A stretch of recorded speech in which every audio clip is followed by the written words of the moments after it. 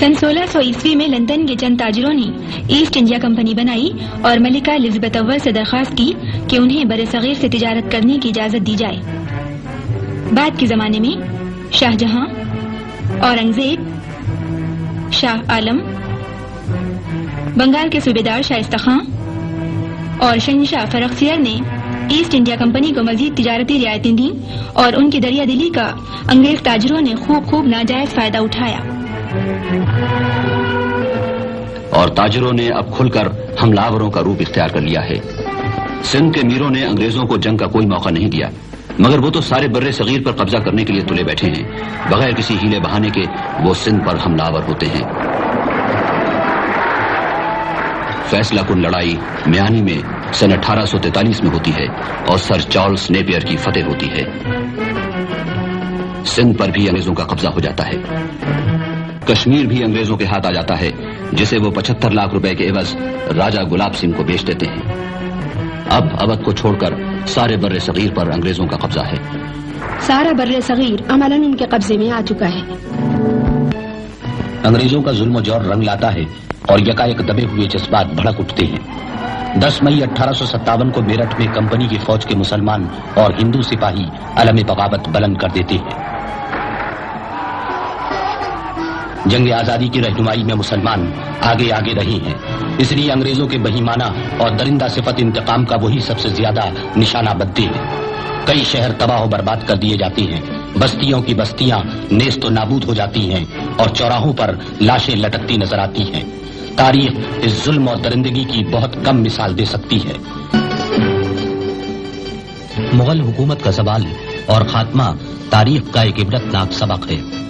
1857 के बाद से मातूब हैं, मगर हिंदू हर मामले में अंग्रेजों से ताउन करते हैं। तालीम, सरकारी मुलाजमती, तिजारती और दूसरी सहूलतें उनके लिए आम हो जाती हैं। मुसलमान तालीमी, समाजी और इक्तिसादी हैसियत से पिछड़ जाते हैं। उन्होंने हर मामले में अंग्रेजों से कतई ताल्लुक कर रखा है। उनका मुस्तकबिल तीरा उतार और भयानक नजर आ रहा है कि एक रहनुमा नमूदार होता है जिसके दिल में कौम का दर्द और दिमाग में आक़िबत अंदेशी की बेपनाह सलाहियत है। सर सैयद ने हिंदुओं की कौमी असबियत को देखकर मुसलमानों और हिंदुओं की अलहदा नुमाइंदगी पर वायसराय लॉर्ड रिपन की काउंसिल में मुदल्लल तकरीरें की। इनका सबसे बड़ा कारनामा 1877 में अलीगढ़ में MAO कॉलेज का क़याम है, जो आगे बढ़कर मुस्लिम यूनिवर्सिटी बना और इस तरह उनकी तहरीक को एक मुस्तकिल मरकज मिल गया। तिलक ने गौ रक्षा समिति यानी गाय की हिफाजत की तंजीम कायम की और हिंदू कौम और तहजीब के नाम पर अपने अखबार केसरी में मुसलमानों के खिलाफ खूब जहर उगला। अंग्रेजों की लड़ाओ और हुकूमत करो की पॉलिसी ने इस तबाहकुन जहनियत को तक़वियत बख्शी और हिंदुओं में मुसलमानों के खिलाफ नफरत और तासुब बढ़ने लगा। कांग्रेस में हिंदुओं का गलबा है और सर सैयद को हिंदू जहनियत का बखूबी इल्म है। वो मुसलमानों को कांग्रेस से अलग रहने का मशवरा देते हैं। अंग्रेजों के बाद हिंदू अपनी अक्सरियत के बलबूते पर बड़े सगीर पर बिला शिरकत हुकूमत करने का ख्वाब देखने लगे। इसी साल यानी 1906 ईस्वी में बर्रे सगीर के मुस्लिम रहनुमा ढाके की इस इमारत में जमा होते हैं और मुसलमानों के हुकूक के तहफ़्फ़ुज़ की जिद्दोजहद के लिए कुल हिंद मुस्लिम लीग की बुनियाद पड़ती है। अब हम 1911 में पहुंच चुके हैं। बर्रे सगीर की हिंदू अक्सरियत फ़िरक़ावाराना बुनियादों पर मुनज़्ज़म और ताकतवर होती जा रही है। जंग आजादी के नए जोशीले रहनुमा सामने आते हैं।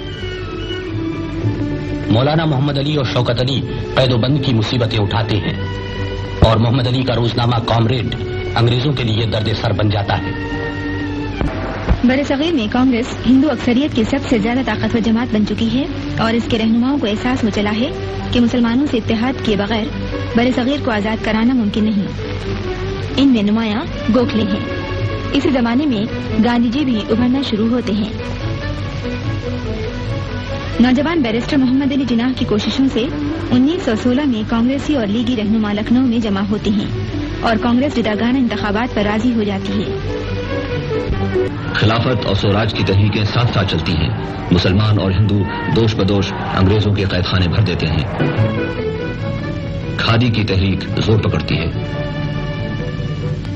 इस तहरीक आजादी के रहनुमाओं में मौलाना हसरत मोहानी, डॉक्टर मुख्तार अहमद अंसारी, हकीम अजमल खां सभी शामिल हैं। बंगाल में काजी नजरुल इस्लाम की नज़में आग लगा रही हैं। تحریک اپنے شباب پر ہے کہ تشدد کے ایک واقعے سے ناراض ہو کر گاندھی جی اسے ختم کر دیتے ہیں. سارے کیے کرائے پہ پانی پھر جاتا ہے. انگریزوں کی حکومت کے اکھڑتے ہوئے قدم پھر جم جاتے ہیں. جلد ہی سارے بر صغیر میں خوفناک فرقہ وارانہ فسادات شروع ہو جاتے ہیں اور ہندو مسلم اتحاد کا خواب ہمیشہ کے لیے چکنا چور ہو جاتا ہے.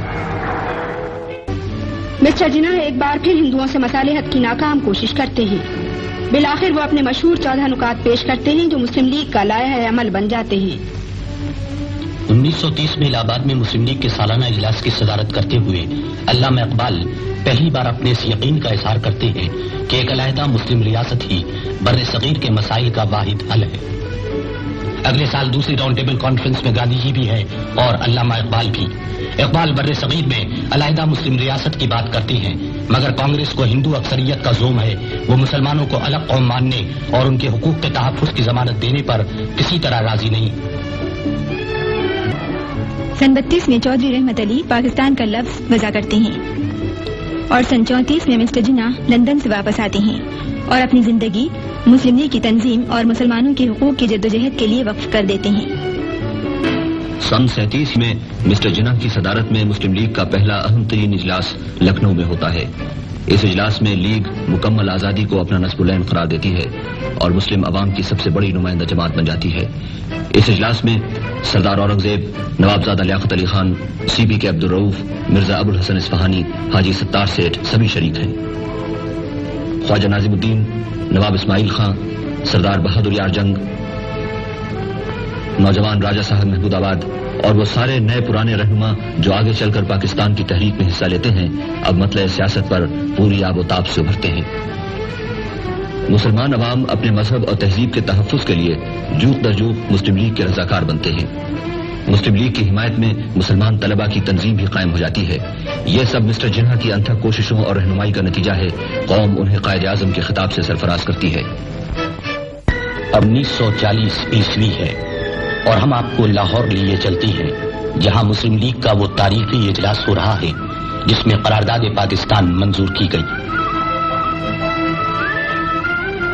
قائد اعظم اپنے خطبہ صدارت میں اس حقیقت کا اظہار کرتے ہیں کہ 1200 سال ایک ساتھ رہنے کے باوجود ہندو مسلمان ایک نہیں ہو سکے. ہر اعتبار سے ہندو اور مسلمان دو الگ قومیں ہیں. 23 مارچ کو قرارداد پاکستان شیر بنگال فضل الحق پیش کرتے ہیں اور چودھری قریب الزماں اس کی تائید کرتے ہیں. بر صغیر کے مسلمانوں کے 1 لاکھ سے زائد نمائندے متفقہ طور پر اسے منظور کرتے ہیں. متعصب ہندو اکثریت کے نرغے سے مسلم اقلیت کے بچاؤ کا یہی ایک راستہ تھا. اور پھر اگلے 7 سال تک پاکستان کے مطالبے کی گونج بر صغیر کے گوشے گوشے سے سنائی دیتی ہے. قائد اعظم ملک کے طوفانی دورے کرتے ہیں اور بر صغیر کے مسلمان پاکستان کے لیے ہر قربانی دینے کو تیار ہو جاتے ہیں.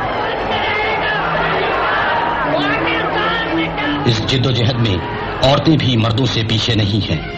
خواتین رہنماؤں میں بیگم شاہ نواز، بیگم لیاقت علی خان، بیگم عبداللہ ہارون، بیگم ہدایت اللہ، بیگم شمس النہار محمود، بیگم شائستہ اکرام اللہ آگے آگے ہیں.